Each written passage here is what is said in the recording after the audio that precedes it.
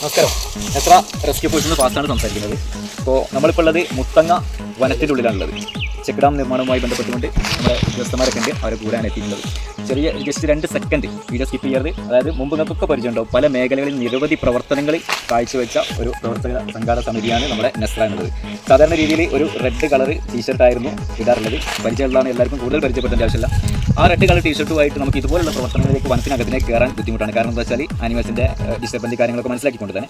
അപ്പം ഇങ്ങനെയുള്ള പ്രവർത്തനങ്ങൾക്കും അതേപോലെ തന്നെ അതർ സ്റ്റേറ്റുകളിലുള്ള റെസ്ക്യൂ പ്രവർത്തനങ്ങൾക്കും അതേപോലെ ആർമീൻ്റെ കൂടെയൊക്കെ ഉള്ള റിക്കവറി ഇങ്ങനെ തുടങ്ങിയിട്ടുള്ള ആവശ്യങ്ങൾക്ക് വേണ്ടിയിട്ട് ഒരു ജെയ്സി നെസ്രയ്ക്ക് വേണ്ടിയിട്ട് വീണ്ടും സമർപ്പിക്കുകയാണ്. ഇങ്ങനത്തെ കാര്യങ്ങൾക്ക് വേണ്ടി മാത്രം യൂസ് ചെയ്യാൻ വേണ്ടിയിട്ട് ഇതാണ് ജെയ്സി. അപ്പോൾ ഈ ജെയ്സിയുടെ ഒരു പ്രകാശന കർമ്മമാണ് നിർവഹിക്കുന്നത് മുത്തങ്ങ ഫോറസ്റ്റ് വാച്ചറായിട്ടുള്ള നമ്മുടെ ചന്ദ്രൻ സാർ നമ്മുടെ കൂടെ ഉണ്ട്.